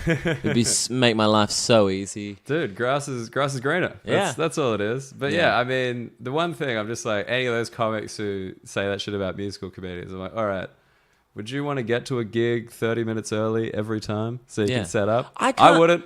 I can't do 2 to 3 gigs a night like that some comics do. Yeah. Because I need to be there, sound check, and you would be surprised the amount of places that don't have any way for me to put in a guitar. Yeah. Like I bring all my own gear now just because I'm like, I can't be bothered with this conversation and trying to make this work. When I did tour support for Alex, he has some songs with a guitar, and like he's doing a tour show, selling the fucker out, and he'd have a rider of like the things that he needs, like for tech requirements, and just half the venues be like, but we don't have it though. Like, even though it's like written there, like for them to go out and buy if they don't have it. This is like an international touring comedian. They're just like, yeah, we don't have a guitar stand. Sorry. We can put on a chair. Is that all right? Just like, the fuck? Yeah. Dude, it sounds so tedious. Anyway, post Edinburgh. Yep. Grant Busé, going around. How's that been? It's been great, man. Where have you been? Like, what are you doing? I've... Mainly outside of London, you said, though. Still not a heap in London? Because I saw you down at Buddy's. Yeah, I mean, I do. Like, there's a few different bookers I've made friends with over the year. Yeah. And so, yeah, I'm doing another Soho House gig kind of thing. Doing a few of those things. I'm doing... It's kind of weird. Like, I do corporates and little rooms run by bookers and stuff in London. But just not that kind of club. Like that weekend club. Yeah. Less of that. Less of that. But corporates, though, that's cool. Yeah. Is that just through your management sorting you out there? Yeah, I mean, there's that, and then there's me hustling. There's a lot of me hustling. For corporates, wow. Yeah. I didn't even know you could do that. Yeah, I mean, like, I mean, this is not a corporate gig, but like, a woman in the Isles of Scilly, which is a little beautiful tropical island off the coast of Cornwall, sure. Saw me in Edinburgh 4 years ago, like my first solo show in Edinburgh, something like that, 3 or 4 years ago, and noticed that I was doing a gig in Plymouth one day on my Twitter, and said, "Oh, you live in the UK now? Come to Isles of Scilly." And then I just negotiated with her, and I went, "All right, cool." And then I had this lovely weekend of doing shows on an island. And you just because of she just like organized the crowd and shit. And she organized the crowd. And I'm like, this is the one thing I love about the UK is when there's so many places that don't necessarily get comedy all the time. So when you do bring a comedy show there, they turn up and they love it. Regardless of where they live in the UK, they're turning up. They're leaving the house. They're going to the show. Even on a beautiful fucking island. Doesn't matter. They're going. Yeah. I had like one of my favorite gigs on this island. Yeah. It's just organized by some lady. and you know, like, this is the gig. You got to hustle. Yeah. And it was a wonderful gig. I got to see a part of the world I would have never gone to. Yeah. It's easier to get to a Turkey than to this place. So you got to get 5 hours on a train to Penzance and then a 3-hour ferry. Yeah. But it's still, I mean, the one thing is like, I think about here, the equivalent of like going to Bathurst in Australia, which I've done too many times. Really? If you haven't been to Bathurst, for gigs, fucking hell. Bathurst is like Newcastle and shit. Does everyone smell of V8 oil or something? Yeah, Bathurst is famous for the Bathurst 1000 car race. Fucking V8s go round, and Peter Brock wins. You know? But yeah, it's rough, dude. But Bathurst, I think, is like one of the roughest places that I've played a few times in Australia. I don't mind a rough crowd now. Oh, these guys are fucking rough. Like, sleeves optional. But yeah, like the equivalent of Bathurst is like kind of like an out of town gig that like you're doing where the money isn't great, but like whatever is like Luxembourg or like All right. Amsterdam. Yeah. Like, you know, like that's the equivalent. Like it's actually probably quicker for me to get to Amsterdam than it is for me to get to from London to Amsterdam is quicker than Sydney to Bathurst. It's an hour on the train. Yeah. Like that's crazy. Yeah. And it's just like that shit is wild. Yeah. Like my head still doesn't compute that. Like, you know, Bathurst is like It's a amazing. 4-hour drive. You can get a whole culture and stuff. Like I've done a lot of gigs overseas, and you know, I've never had to really change my bits because there's so much English speaking. Yeah. I mean, there's a lot of expats, or as I call them, white immigrants. Sorry, we get it. You lived in Melbourne for a bit. You're very woke. And so, but there's expats everywhere. Yeah. And you know, there is a lot of countries are speaking English. Yeah. And then I'm also doing these gigs with like these mega resorts where they Doing gigs at mega resorts? yeah, and where they have, but they're like, it's crazy because the entire people at this gig are British people. Right. And so every single person at this hotel is British. Right. So And wait, is this like a cruise This on is like dry in land? Greece or Turkey, and they've got like there'd be 500 people in the crowd. But like, is this like a cruise on dry land situation? Like, is this like Yeah, older yeah. people? No, there's a lot of families. All the families, like all inclusive holiday. All inclusive holiday. And you're the yeah, entertainment. Yeah. But so at the hotel. At the hotel. So you get to avoid the boat? I get to avoid the boat. Fucking beautiful. Yeah. Oh man. And yeah. but I told the joke on stage, like everyone's saying, why did you move to London of all places? You're from Australia, you know, Yeah, beautiful weather and everything. I'm like, and then to those people, I just say, why would you go to Greece just to hang out with other Brits? Like, Yeah.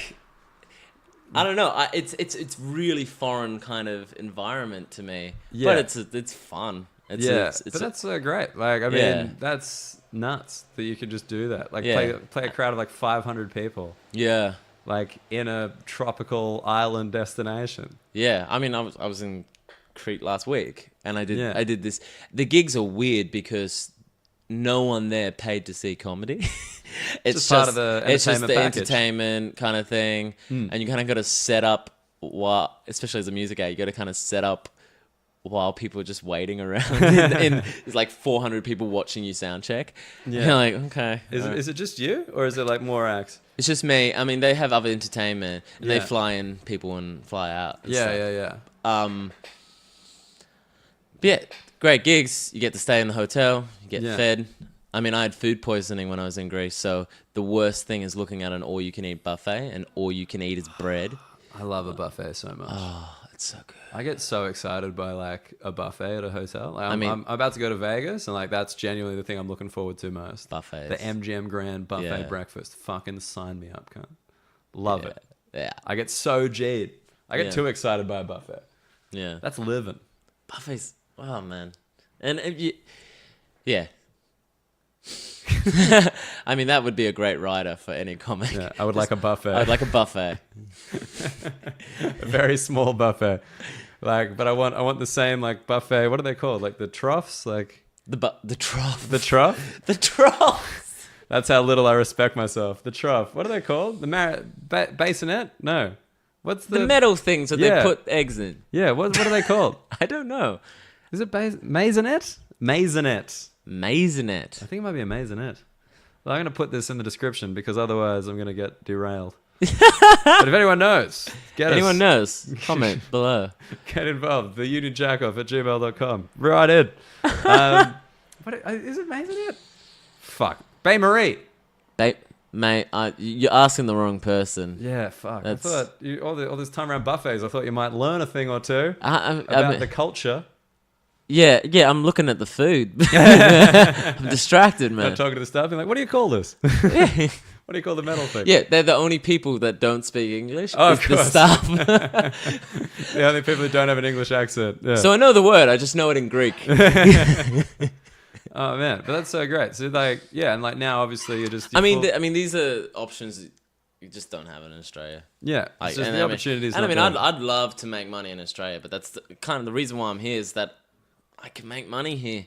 Yeah. And I can do gigs and refine my craft every night almost. If I wanted to, I could do every night.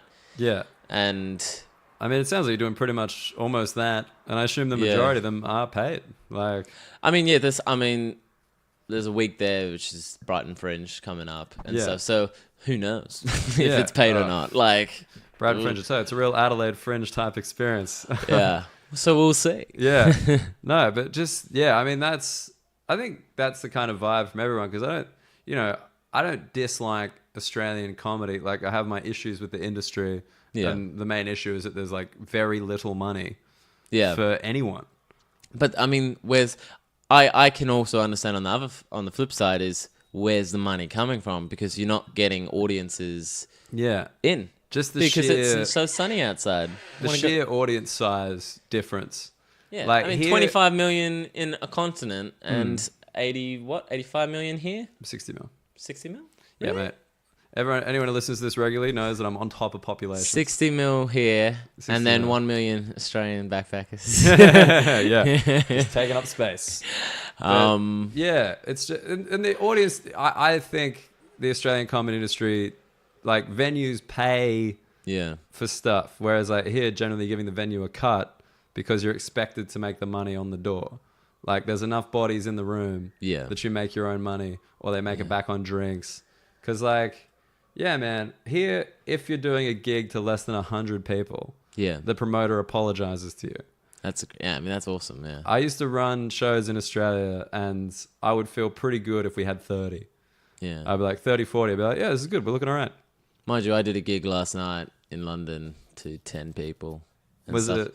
It was a new material kind of. No, it was a proper gig. Like, really? I was supposed to get paid. You never avoid that. But these things happen every now and then. Yeah, I get that. It wasn't a massive comedy club. It was just like a new night being set up. But yeah, I mean, I think that's the interesting thing here, because like there's so many comedians and so many nights. So there's actual like tiers. There's like open mic. There's like pro new material. I mean, it's classic pro night. Oh, English. It's classic English. Like, let's divide this into a class system, right? Yeah, and they fucking do it well. You got to give them some credit. They do. Oh man, what are your thoughts on like performing with different classes and stuff? Because I mean, you perform mainly in London, which is a bit of a neutral territory. For me, I reckon it's genuinely 50-50. I'm north more than you'd think. Yeah. Because that's the thing. I'm willing North to go. Is traditionally, you'd more say, working class. Yeah. Yeah. Well, like, that's, traditionally more working class, definitely less international. Like, I think that's probably the biggest difference. Yeah. Like, they're from there. They grew up there. So, like, like just the way that, like, in London, if I talk about European people, like, it's a real shorthand. Yeah. Because, like, they're, like, interacting with them every day. Yeah. Whereas they walk on the right. They do. It fucking drives me crazy. But in the north, if I'm like any European people, the guy will be like, yeah, and I'm like, where are you from? And he's like, England, and the crowd's like, way, like that. Wait, you didn't vote for Brexit. Yeah. It's like that's the difference. But like, I don't know. I find it okay. I was having this discussion the other day. I think they don't take me that seriously. Because I'm like a child in their eyes. Because even though I might be like 29, I don't have kids. Yeah. Whereas like the majority of them do. Yeah. Like it shows like they've got kids, like they've got a family kind of thing. They've got like something serious. Yeah. And they're like, why is this boy having opinions? Yeah. Like I don't care what he thinks. Whereas in London, like nobody's got kids or a house. I've never felt that though. I've never felt the. I completely understand what you mean. I had that more when I was doing sex-related material and like doing teaching sex ed on stage through a comedy lens, and I felt like, oh, who's this guy? Doesn't have kids or anything. I did feel like I had to get the only authority I could stand on was because I was actual teacher in schools. Yeah, you had a qualification. Yeah. So, I mean, most stand-up you need to speak from some kind of authority.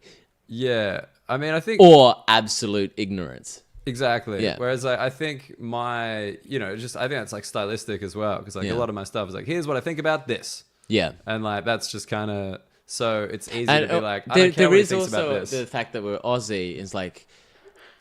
There is... I mean, when an English person comes to Australia and comments on Australian culture and stuff, you should do this. You go, why are you telling us how we should live? I disagree with that. Or I think we like it, and I think they like it too. If I talk about English shit, like if I'm like, you know what you guys are like my thing about like accents and the Welsh and shit, they love it. I mean that's local references and stuff like that.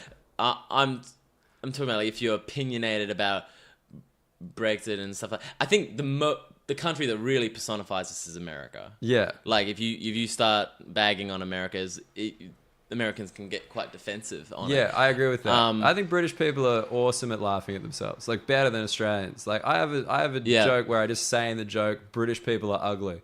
Yeah. And they laugh. Yeah. That's impressive. Yeah. Just to be like, hey, it's their whole comedy history, and like all their comedy legends are like working class kind of. Well, they're self-deprecating. I don't know if it's working class because like the Cambridge Footlights, man, they're kind of like a dynasty. True. Yeah, it's true. Yeah, and isn't that crazy that like Australia's got nothing like that? Australia doesn't have. I think the Footlights. You've got the Law Review. The Law Review, yeah, they've got the Law Review, which is like kind of bullshit. But like Cambridge Footlights, that was like 1800s, like the late 1800s of their first performance. Yeah. And like there's like a lineage But there. how does that... I don't know because I haven't performed enough. How would a group like that go in like a really working class... They fucking hate them. Well, see, this is what I mean. You've got different things for different audiences. Yeah, I've heard the Manchester Comedy Store and the Frog and Bucket in Manchester. Yeah. If you rock up with a posh London accent, they're like, get off. Like you got to really win them. Well, like you have. I think we're okay because we've got the history of banter, and we do comedy from this battler kind of mates kind of. Oh, we're fine. Mentality. Like, they don't think we think we're above them at all. Yeah, even though I do. Like, just like no, they are like, and the other one is like Scottish. Like Scottish can be very mean about a London person. But if you're Australian, they fucking love you. Yeah, I think Australian and the Scots have the closest humour. Absolutely. I agree with that 100%. I think that's why, like places like Gilded Balloon seem like an Australian embassy in Edinburgh because there's just so many Aussie acts over. And they're the Scottish one as well. Yeah. They do the majority of Scottish, whereas the Pleasance is mainly your Cambridge. Like interesting. In between the big four, I've started to learn these nuances. You start noticing, and then you've got like Assembly seems to be like the big shows, like the extravaganzas and stuff. Entertainment. And like Underbelly's a bit more alt, I think. Like especially down in like Cowgate and stuff. But yeah, it's just like, did you think your time in the UK would have gone this well? Like, did you kind of? I had no idea. All I knew, and I'd said this to people, is I'm gonna work my fucking ass off when I get here. And I knew, I came in going, don't get distracted, just work. And when you get to those points where you feel like, God, I'm traveling 4 to 6 hours a day to these random gigs, you're like, that's the whole point you're here. Yeah. And stuff. No, it's funny, hey, because I just had that the other week. I was like, man, I just can't fucking keep this up. And like, you got to start valuing yourself. But at the same time, you came here to work. Because I was like, I spent 35 hours on buses in 1 week. Yeah. And I was like, fuck, man. But then, like, in my circumstance, like, I'm doing a gig in Romania. What the... that's... Who can say they've done that? Yeah, that's definitely been... I mean, most people here. Most headline British comedians, yeah. But no, absolutely, you're right. No, it's fun. But as an Aussie, I'm just proud. I'm proud and happy just to go along for the ride. Yeah, it's like, it's just crazy where it's like, oh, I just, did 45 minutes in front of 200 people in Eindhoven. Yeah. I don't think that would happen. Like, I've kind of been really taken aback by how many opportunities there are here compared to Australia. I feel like they're more willing to give you a go here. Like, I don't know. I don't know. I just think there's so many more goes to give. So that's have probably to be. True. Yeah. And like just because there is actual money, because like the clubs are full, like the ticket prices are high, like there's an actual commitment to them. So from them to quality. Yeah. Like they're kind of like, no, you do the trial and you got to smash your 20. Like we don't put on shit because like there's money in this. Like, it's like the Glee. Like I did some gigs there, like paid stuff, like straight off the bat, and they went like, okay, and they're like, nah, you got 6 months before you come back. We got 500 seat venues. Unless you're killing it, come on. Yeah. Like, what do we need you for? Have you seen the rest of the lineups? Who are you knocking off? That's like one of the famous phrases the Comedy Store guy used to say. He's like, he'd take you into his office after you set and be like, who on that bill should you replace? It's just like, and it's like, yeah, fair enough. If this is that's the good thing about being a musical comic. I know exactly who I should replace because they only ever book one. That would be the other musical comedian. That's whose spot I'm taking. Well, that's another fun thing about being a musical comic here. Yeah, is they always put you on last, and the last usually gets the highest pay. Default headliner. Headliner. That's fucking sick. Oh man, yeah, definitely like. Because my visa runs out at the end of the year, and like I don't know what will happen after that. Like I haven't made decisions, but like I'm just trying to in my head. I'm like, how am I going to maintain the lifestyle that you've become accustomed to over here? Yeah, and not as in like fancy shit popping bottles. Lifestyles in like I'm a professional comedian. Yeah, I work. I pay my rent off comedy. Yeah. And stuff like I'm not a wealthy man by no stretch of the imagination. I'm struggling to pay rent most months. Absolutely. But it's in the first time of my life, I can say that I'm a full-time comic. Yeah, it's like where do you get your money? Well, that would be this one thing. Yeah, which is it's a nice feeling to have, and I think that was the thing that I didn't expect to happen. I thought I'd be teaching on the side and doing comedy, right, working my butt off kind of thing. I didn't expect within 6 months I'd go full time. Yeah. Which is a really lovely thing to happen. It's the greatest compliment, right? Because it's like, no, like you literally, your value is being a comedian. And I think a half of that place is like whether you've got to value your time and your you've got to back yourself. Well, I mean, that was me coming over here and being like, no, I'm not getting a job. Yep. People being like, oh, it might be easier. And I'm like, no. Yep. Because I looked into it initially. I was kind of scared. Yeah. Doing like some trivia hosting, working for trivia companies. Yeah. I got a very impressive trivia CV, all right? If you're ever looking for a trivia host, I'm overqualified. Great. But I held out and I got through the hard bits, and then now it's all right. Yeah. Still poor. This time last week, I had £6 in my bank account. Yeah, I mean, I was in a 5-star hotel in Turkey, and I had £4 Excuse me, can I put this buffet in my carry-on? I want to take this home. Oh man, yeah. That's the craziest thing about it all. It's just, I mean, it's the hole that we were talking about. Yeah, you gotta get through that, and then it's then you get money, and you're like, oh sweet, Reg for the next fest. Oh yeah, dude, just dumping those registration fees. You're like, I gotta pay a producer. No.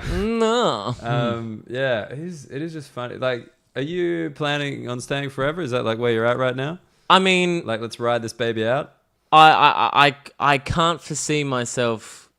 Like, I don't know what would happen when I move back to Australia. Yeah. Like, I would love to be able to make a living doing comedy in Australia. I just don't know if that's possible at this point in my career yet. Yeah, like do any of these credentials, like do any of these things that I've hard earned over here, does any of that translate? Anything. Yeah. Like I put them on a piece of paper, like, look, and they're just like, so?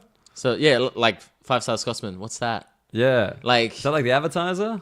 Yeah. City Morning Herald, like yeah, it's like it won't translate to people in the know, maybe, but yeah.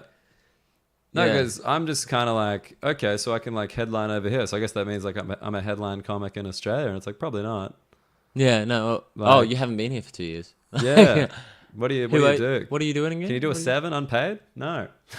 Yeah. No, I can't. So yeah, that's my thing with Australia. Like, if I can make it work, Yeah. Would you prefer to live there? I don't know. I feel like there's a lot of my life is now set up over here. I've got a lot of good close friends. A lot of my people that were my close friends in Australia have moved over to outside the comedy world. Yeah, are here as well now. So, I really like Australia's family, and like that kind of idea of home. Yeah, that's where I see Australia. That comfort. The comfort, yeah. Yeah, because I know how it works. It's just like talking to you. You're an Aussie, and that's why Aussies always hang out together and stuff because it's shorthand. It's easy. It is shorthand. That's why the Australian shows are so nice to perform at. Yeah, that was so because you can good. you can just say shit and they get it. You can like, you can just quick banner, like go out for a dart, and everyone's like, I know what that means. Yeah. Like, yeah, it's funny because I mean, yeah, I don't know because like I've got my girlfriend and stuff, and that you know, her work and what she wants obviously affects things. Yeah. Because it's not the 50s. I wish it was so much easier.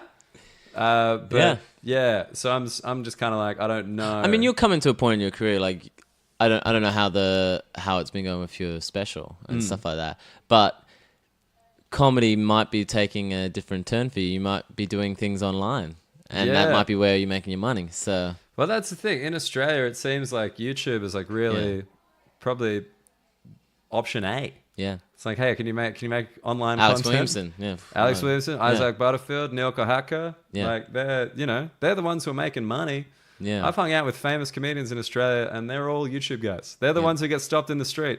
Yeah, like not fucking. Well, I think what I have my kind of plan for the year is to get through Edinburgh, and then I am going to try and drop 3 albums at one time, and then make money off all this music I've written, and stuff. But I mean, I need that time and space to record. Like it will be home recordings and stuff. Like, because I've got the right gear now. Oh, because it's taken years to get the right gear and the skills to I can do this now. Yeah, can musical comedy you do that without an audience when you do an album? I didn't even think about that. I mean, you just do the songs. Yankovic. Yeah, you just do the songs. You do the songs. People listen to them. You can put them on Spotify. Great. I would probably do the exact same track that you did. Put them on Amazon Music, Spotify. Yeah, easy. Like that. I mean, and if I can make some money out of that as a buffer. Yeah. Just that passive rolling income. Yeah, that's it. That's the word. Passive income. Passive income. That would be the ideal situation moving forward.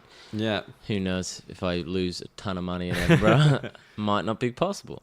One last thing, because this has been a long chat. It's been a great chat. It's a great chat. But a long chat.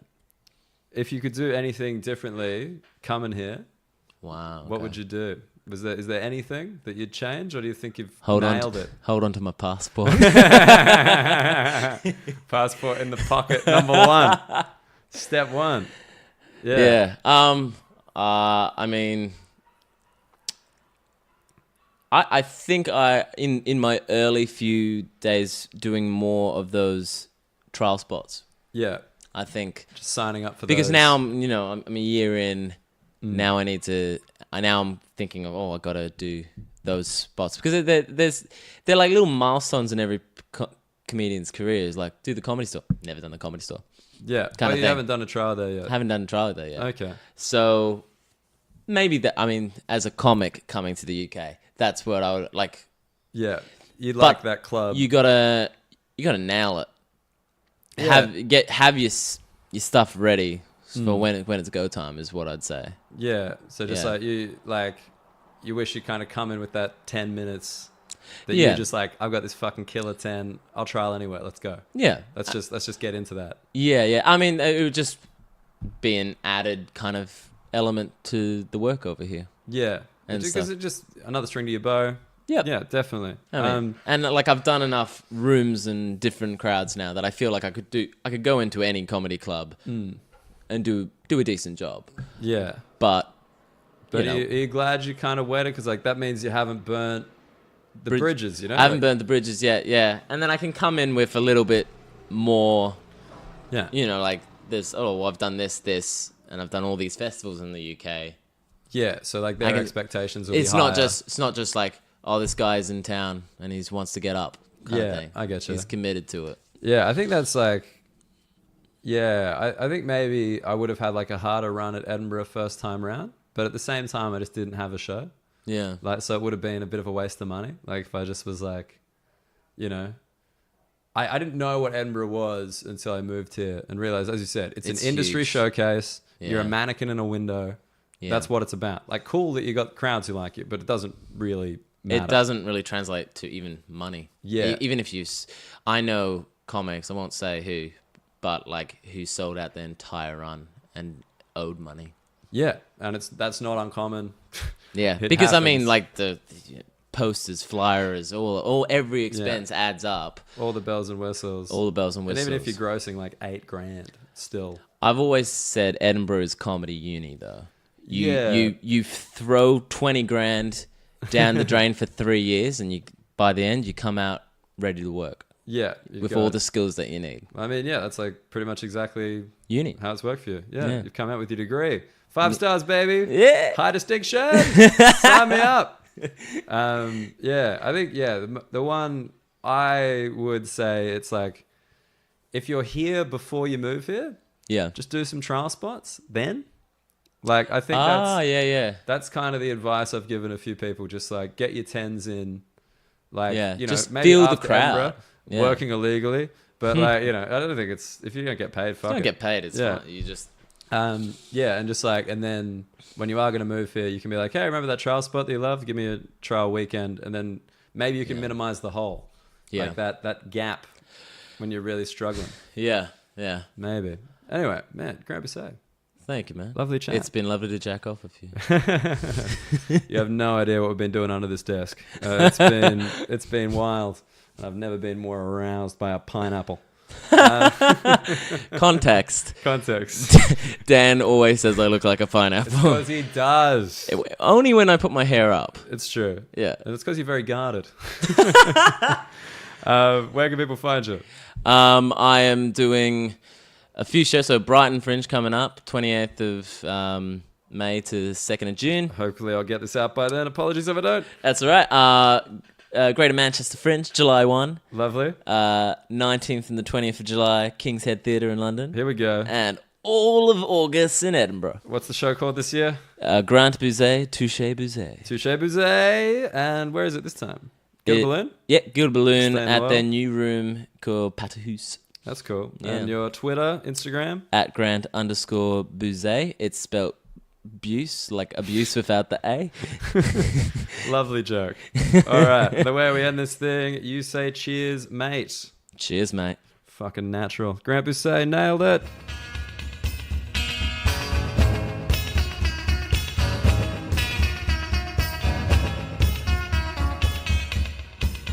All right, that was my chat with Grant Busé. I think you guys will have enjoyed it, especially if you are an Australian comedian thinking of coming over and, you know, seeing the different ways you can do it. I had no idea that Grant did so few of the clubs. Like, I just kind of assumed he was there because that's one thing in the UK versus Australia. You can not see someone working forever, and it's awesome.